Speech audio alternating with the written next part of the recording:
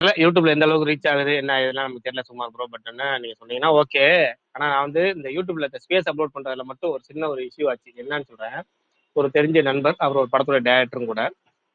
அவர் ஒரு தடவை ஃபோன் பண்ணாரு. ஃபோன் பண்ணி, "நீ என்ன வேலை எல்லாம் பாக்குற?" அப்படின்னாரு. என்ன எனக்கு என்ன வேலை சொல்றாரு, திட்டுறாருன்னு தெரியல. ஃபர்ஸ்ட் ஏதோ திட்டுறாரு. நம்ம கொஞ்சம் நெருங்கிய நண்பருங்கனால பேசிட்டு இருந்தேன். பேசும்போது திரும்ப சொல்லிக்கிட்டே இருந்தாரு. "நீ எதுக்கு டெய்லி உட்காந்து பேசுற? எவனா ஒருத்தன் ப்ரோ, ப்ரோ, ப்ரோங்கிறாங்க. நீயும் உட்காந்து பதில் சொல்லிட்டு இருக்க உட்காந்துக்கிட்டு.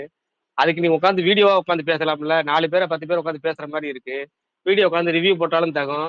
இதை வீடியோ விட்டு அப்டேட் கேட்டாலும் தகும். இல்ல சினிமா நியூஸ் வேணா சொல்லு. நான் உனக்கு வேணா சினிமா நியூஸ் தரேன். சினிமா நியூஸ் உட்காந்து வீடியோல உட்காந்து பேசலாம்ல. என்னத்து நீ உட்காந்து ஸ்பேஸ் பேசிட்டு இருக்க? எனக்கு ஒன்றும் புரியல." அவர் சொல்லி ஸ்பேஸ் கான்செப்ட் புரியல. இந்த ஸ்பேஸ்ல என்ன லைவ்ல ஓடுது, இந்த ரெக்கார்டிங் எதுவும் புரியல. ஆனா அந்த ஸ்பேஸ் போறதுக்கு என்ன ஒருத்தர் திட்டாரு. அதுதான் நடந்த உண்மை சம்பவம். சுகுமார் ப்ரோ சொல்றது எனக்கு எந்த வகையில தெரியல. உண்மையா இருக்கும் பட்சத்துல நல்ல சந்தோஷம். நம்ம ஸ்பேஸ் இப்படி ரீச் ஆயிருக்குன்னு. ஆனா இந்த வகையில திட்டு வாங்கிட்டு இருக்கேன் அப்படிங்கறதையும் இன்ஃபார்ம் பண்ணிடுறேன் உங்களுக்கு. அவ்வளவுதான். பிரகாஷ் ப்ரோ, எங்க வீட்ல எல்லாம் நான் பைத்தியம் நினைச்சிட்டு இருக்காங்க. பிரகாஷ் ப்ரோ, இந்த திட்டுன்றது இல்ல. இதுல என்னன்னா வந்து ஹைலைட்னா, வெளியே வந்துட்டு நிறைய பப்ளிக் ஆடியன்ஸ்க்குமே அந்த யூடியூப் வந்துட்டு வெறும் சினிமா கேட்கறவங்க மட்டும் அது கேட்கலன்னு சொல்ல வரேன். சினிமா பாக்குறவங்க மட்டும், சினிமா ரசிகர்களுக்கு மட்டும் வந்து கேட்கல. ஒரு காமன் ஆடியன்ஸ்க்கும் போயிட்டு அது வந்து இப்போ ஒருத்தர் தான் சொன்னாரு. அதுக்குன்ட்டு நான் வந்து ஒரு ஆபீஸ் ஃபுல்லாவே சொல்லுச்சு அப்படின்லாம் சொல்ல வரல. அந்த ஒருத்தர் வந்துட்டு ஏதோ ஒரு இதுல டக்குன்னு அப்படியே பேசும்போது ஒரு ஒரு இதுல கேட்டிருக்காரு. அது வந்து அப்ப நான் வேல்பாரி எல்லாம் கேட்டிருக்கேன் கேட்டேன். இல்லப்பா நான் கேட்டது இல்லை அப்படின்னு சொன்னாரு. அப்புறம் தான் நான் ஒரு லிங்க் மட்டும் அமிச்சேன். இந்த பாருங்க, இது இவருமே பேசியிருக்காரு. இதுக்கு முன்னாடி அவர் நான் கேட்டிருக்கேன், ஆனா இவர் பேசி கேட்டது இல்லைன்னு சொன்னாரு. சரி, எல்லாத்துலயும் ஒரு ஃபைனல் ஒப்பீனியன் கேட்கறேன். இதான் ஃபைனல். நான் இந்த விஷயம் நான் பல தடவை கேட்டிருக்கேன். ஆனா யாரும் ஒப்பீனியன் சொல்லி அதை நான் ஃபாலோ பண்ணல. ஆனா இந்த வாட்டி ஃபைனலா கேட்கறேன். அதாவது ஃபைனலா, கடைசியா, இறுதியா, உறுதியா என்ன வேணாலும் எடுத்துக்கலாம். இதான் கேட்கறேன். ஒரு நண்பர், அவரும் சினிமா இண்டஸ்ட்ரியை சேர்ந்தவர் தான். அவர் வந்து இந்த சிவகார்த்தியின் கூட மீட் பண்ணிட்டு நான் அந்த ரிலீஸ் போட்டிருந்தேன்ல, அவர் வந்து ஒரு அப்கமிங் டேரக்டர்னு வச்சுக்கோங்களேன். அவர் வந்து அப்கமிங் டேரக்டர்.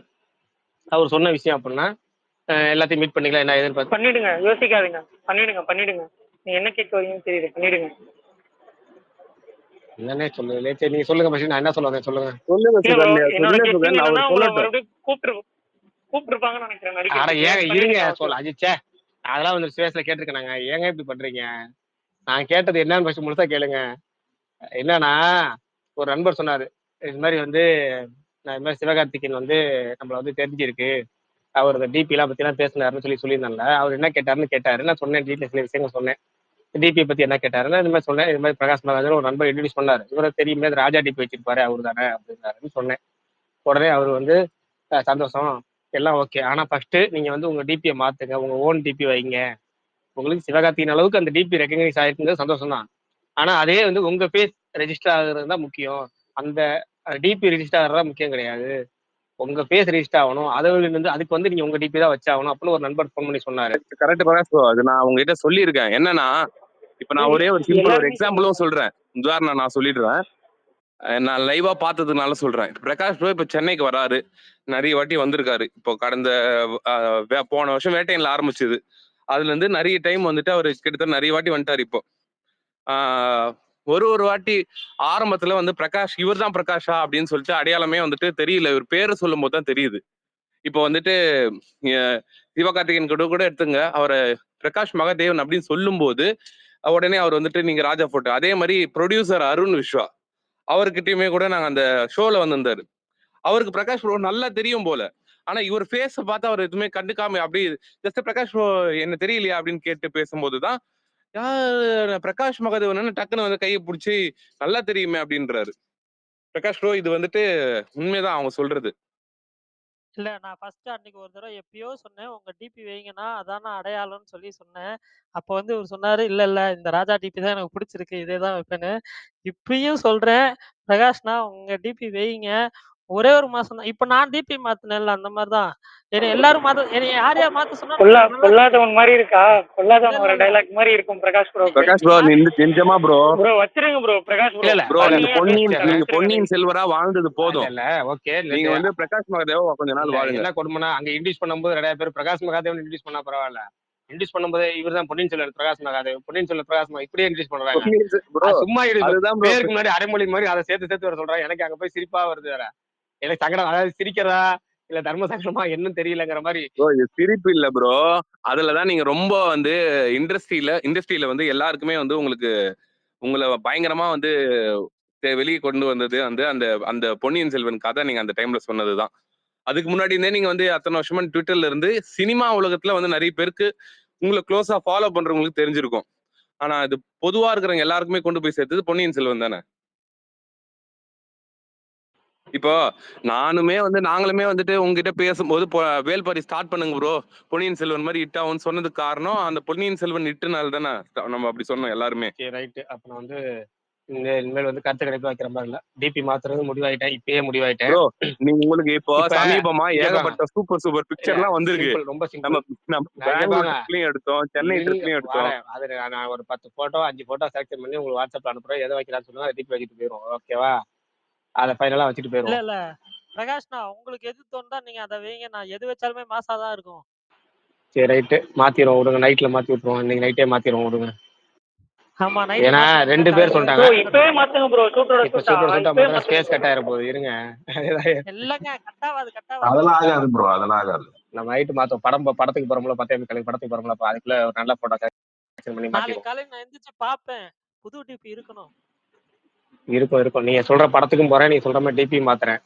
ஆனா என்ன ஒண்ணுன்னா, இது ஒரு அடையாளம் மாதிரி ஆகி போச்சா, இந்த அடையாளத்தை அப்படியே இது பண்றதுக்கு ஒரு மனசு ஒரு இல்ல மாதிரி இல்ல இருக்கு, அவ்வளவுதான். இதுக்கப்புறம் மாத்தி ஒரே மாசத்துல உங்க இது அடையாளம் ரெஜிஸ்டர் பண்ணுங்க. இப்ப போடுற பிக்சர் இனிமே ரெஜிஸ்டர் ஆகி அடையாளமா மாறிடும், இப்போ கவலைப்படாதீங்க. இப்போ ஈஸியா ரெக்கக்னைஸ் பண்ணுவாங்க. ஓ, இவரை தானே நம்ம அன்னைக்கு பார்த்தோம் அப்படின்னு சொல்லி. இப்ப எல்லாம் நீங்க நிறைய சென்னை ட்ரிப் எல்லாம் போயிட்டு வந்துட்டீங்க, நிறைய பேர் பாத்தீங்களா. இப்போ உங்க டிபி வச்சீங்கன்னா உங்களுக்கு ஈஸியா தெரிஞ்சிடும். சரி ரைட், ஓகே, ஏதோ சொல்றீங்க, பார்ப்போம். மாத்திடுவோம், ஆனா இன்னைக்கு நைட்டு மாத்திடுவோம், கண்டிப்பா மாத்துறது உறுதி. என்னது கமெண்ட் படிக்கலான்னு பார்த்தா ஒருத்தர் திட்டி வச்சிருக்கிறாரு, என்ன பாராட்டுறான்னு தெரியல. அவர் சொல்றதெல்லாம் உண்மைதான், வாய்ஸ் டோன் நல்லா இருக்கு. எவர் சொல்றது உண்மை? சுகுமார் ப்ரோ சொல்றதா? சுகுமார் ப்ரோ சொல்றதையும் ஒருத்தர் உண்மைன்னு சொல்லி ஒருத்தர் வந்துட்டாரு. சுகுமார் ப்ரோ குஷி தான். நீங்க சொன்ன டேரக்டர் எழுத்து வீட்டு டேரக்டரா ப்ரோ? இல்ல அவரு நம்ம க்ளோஸ்ல பாக்குறேன், ஃபோன் பண்ணி அவர் சொல்றப்பலாம் இல்ல. சொன்ன டேரக்டர் வந்து ஒரு கொஞ்சம் க்ளோஸ் ஃப்ரெண்டு. இப்போ அடுத்து ஒரு பெரிய படம் எடுக்க போறாரு, ரொம்ப பெரிய படம் எடுக்க போறாரு.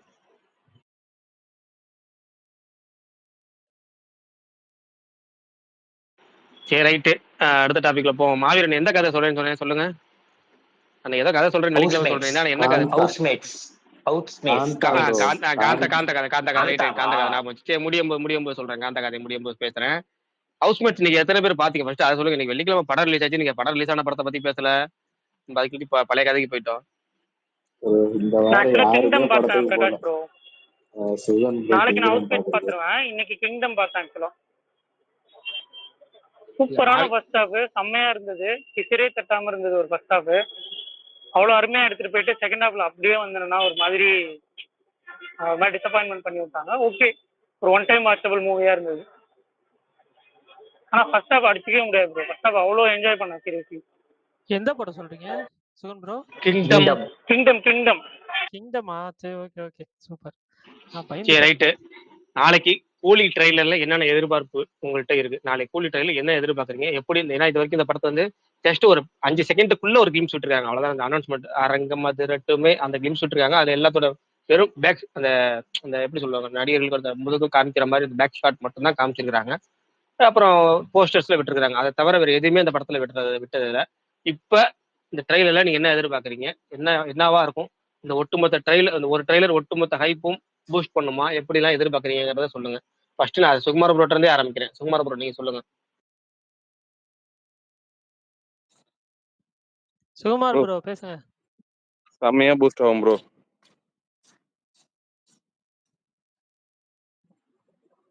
பிரகாஷ் ப்ரோ சொல்லுங்க.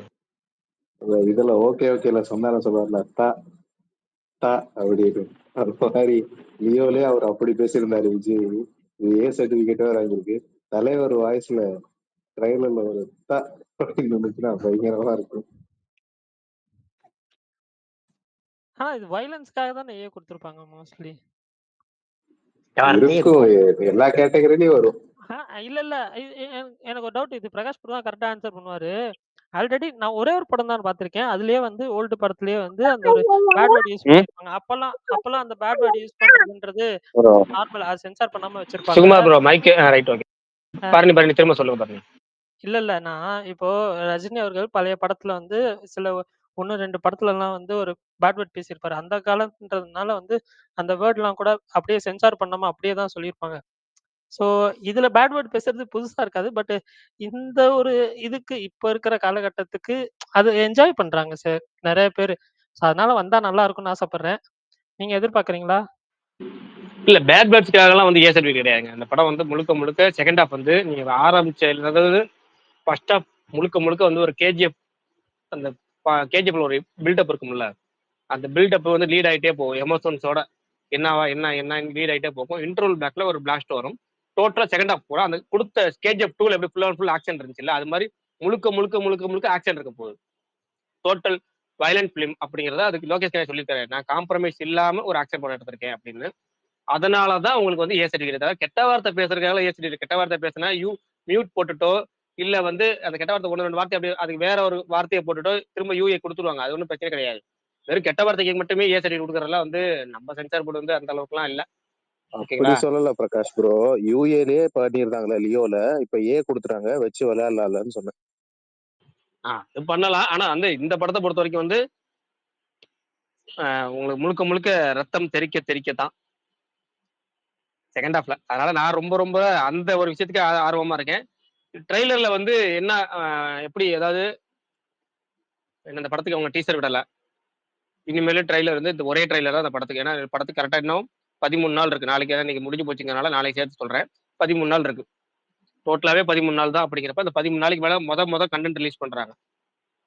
அந்த கண்டென்ட்டே வந்து அவங்க படத்துல உள்ள ஒட்டுமொத்த நடிகர்களையும் சேர்த்திருந்தாங்கனாலே அதுவே ஒரு பயங்கரமா இருக்கும். அப்ப எத்தனை நிமிஷம் ட்ரெய்லர் கட் இருக்கும்? இந்த ட்ரெய்லர் கட் என்னெல்லாம் சொல்ல போறாங்க? கதையை சொல்ல போறாங்களா? இல்ல கதையோட போக்க சொல்ல போறாங்களா? இல்ல ஆக்ஷன் சீன்ஸ் வைக்க போறாங்களா? இல்ல நடிகர்கள் எல்லாத்தோட இத வைக்க போறாங்களா? அப்படி நான் ஆர்வமா இருக்கேன். இவ்வளவு பேர் இருக்கிறாங்களே. அதுல மெயினா நாகார்ஜுனாவை தான் நான் ரொம்ப எதிர்பார்க்கிறேன். இந்த படத்துல வந்து நான் ரொம்ப எதிர்பார்க்கறது நாகார்ஜுனா. ஏன்னா அவர் வந்து இதுக்கு நெகட்டிவ் ஷேர் பண்ணதே கிடையாது. இந்த படத்துல பண்றாரு.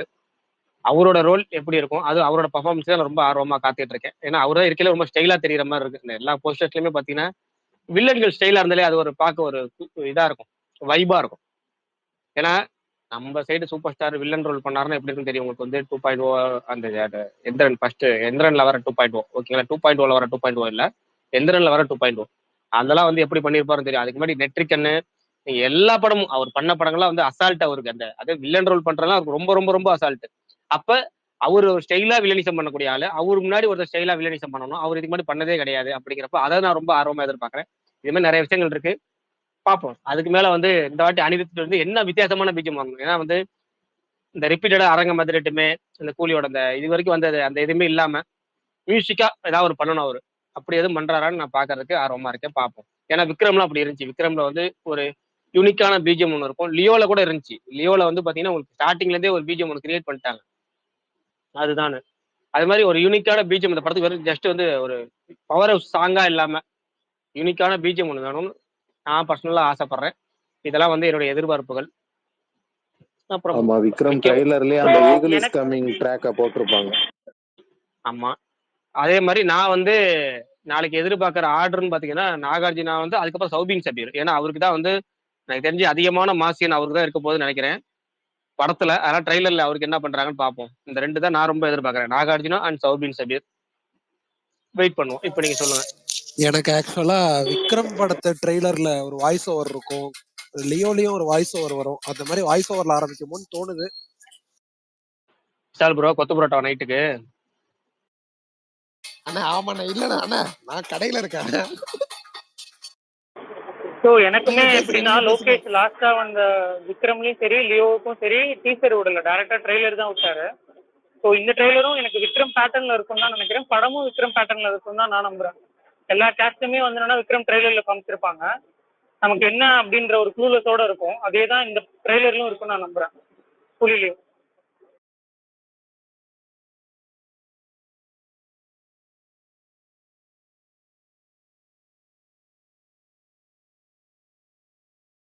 விஷால் ப்ரோ, அம்பிகாபதி அந்த வீடியோ பாத்தீங்களா?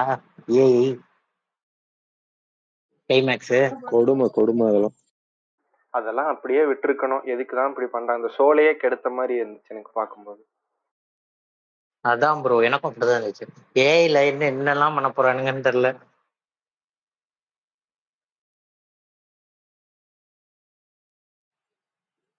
அது அந்த கண்டிப்பா கிளைமேக்ஸ் தான் ப்ரோ அந்த படமே. அத போய் மாத்தி வச்சுக்கிட்டு இருக்கானுங்க ஏதோ. கண்டிப்பா ட்ரெய்லர் நாளைக்கு நேரம் வந்தோடனே எக்ஸ்பெக்டேஷன் பல மடங்கு எகுரும்.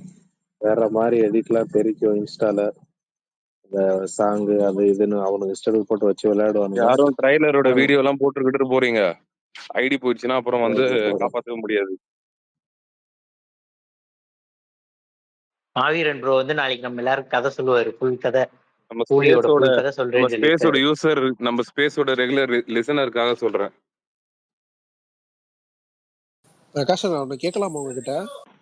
எல்லாமே கேட்கவே கூடாது, கேட்டுருங்க. கேட்கலாமங்கிறது கேட்காம கேட்க வேணாம்னு சொன்னா கேட்காம இருக்க போறது கிடையாது, கேட்காம இருந்தா நல்லாவும் இருக்காது. நான் ரொம்ப அதனால கேட்க நேரத்துக்கு முன்னாடி வேணாம்னு கேட்டேன், சொன்னாலும் நீங்க பதிலே கேட்கறவங்க நல்லா சொல்லல. இருக்காது. நான் ரொம்ப நேரத்துக்கு சொல்லிருங்க, முன்னாடி கேட்டுருங்க. கேட்டேன். சரி கேட்டுருங்க, ஒண்ணும் இல்ல, சொல்லிருங்க. F1 எது பெரிய ஸ்கிரீனா என்னன்னு கேட்டேன். ஒரு 160 பேர் உட்காந்து பார்க்கக்கூடிய ஸ்கிரீனு, ஆனா குவாலிட்டியான ஸ்கிரீனு. ஆனா வந்து ஃபுல்லா ஹவுஸ்ஃபுல்லா இருக்கும். அதாவது பெரிய ஸ்கிரீன் கிடையாது. ஏன்னா பெரிய ஸ்கிரீன்ல வாரம் ஓகே. மட்டும் தான் ஓடுனுச்சு, அதுக்கப்புறம் ஓடல. டப்பிங் ஆனா தமிழ் டப்பிங் போறீங்களா? வந்து 10 போயிருக்கேன். இது ஒரே நிமிஷம் இருங்களேன். 10 தான் போற ஐடியா. அது நான் தமிழா இங்கிலீஷா பார்த்தேன். தமிழ் தான் அநேகமா பார்ப்பேன். தமிழ் தான் இருக்குன்னு நினைக்கிறேன். ஒரு நிமிஷம் இருங்க அப்படியே. Okay okay. நான் ஷோ டைம் பார்த்தேன். தமிழா இங்கிலீஷான்னு பார்க்கல. F1 மூவி தமிழ் தான் ப்ரோ, தமிழ் தான். சூப்பர்ண்ணா சூப்பர். நைட்டு தமிழ் 10 பார்த்துட்டு 10 டைம். நாளைக்கு சொல்லுங்க. Waiting for your review. Bro Prakash bro, எனக்கு ஒரு டவுட்டு, சொல்லுங்க கிளாரிஃபிகேஷன். சொல்லுங்க brother. நார்த்ல இதுல மல்டிப்ளெக்ஸ்ல வந்து கூலி ரிலீஸ் ஆக சான்ஸ் இருக்கா? கம்மியான ஸ்கிரீன் ரிலீஸ் ஆகும் பிரதர். வார் 2 தான் மேக்ஸிமம் ஸ்கிரீன் ரிலீஸ் ஆகும். கூலி வந்து கொஞ்சம் கம்மியான ஸ்கிரீன் தான் ரிலீஸ் ஆகும்.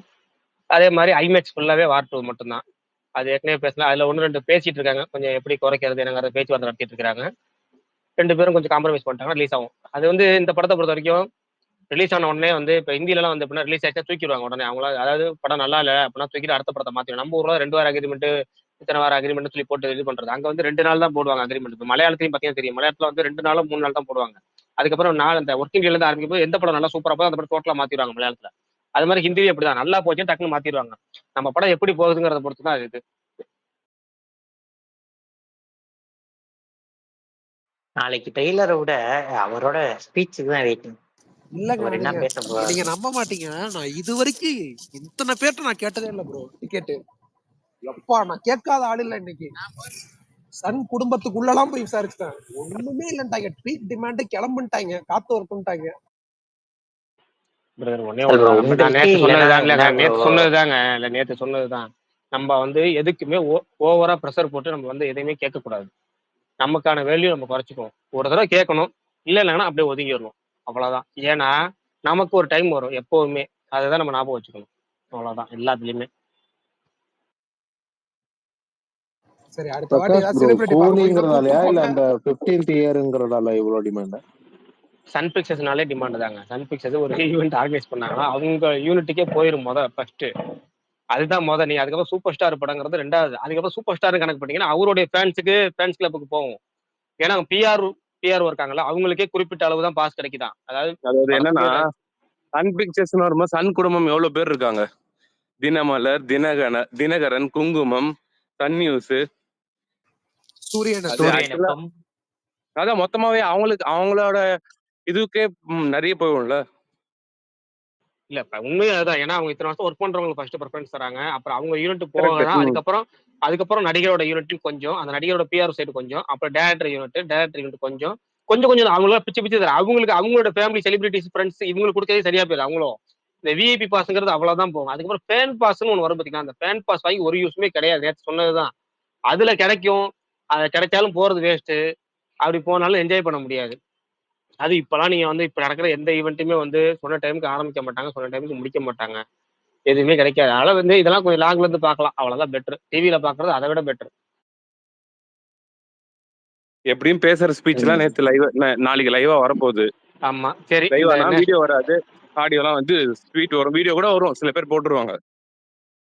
சரி, இந்த நேஷனல் அவார்டு ஸ்பீச், இந்த ஸ்பீச், இந்த கூலி இதெல்லாம் முடிச்சிட்டோம்னா இந்த காந்தா கதை வெள்ளிக்கிழமை சொல்றேன்னு சொல்லியிருந்தோம்.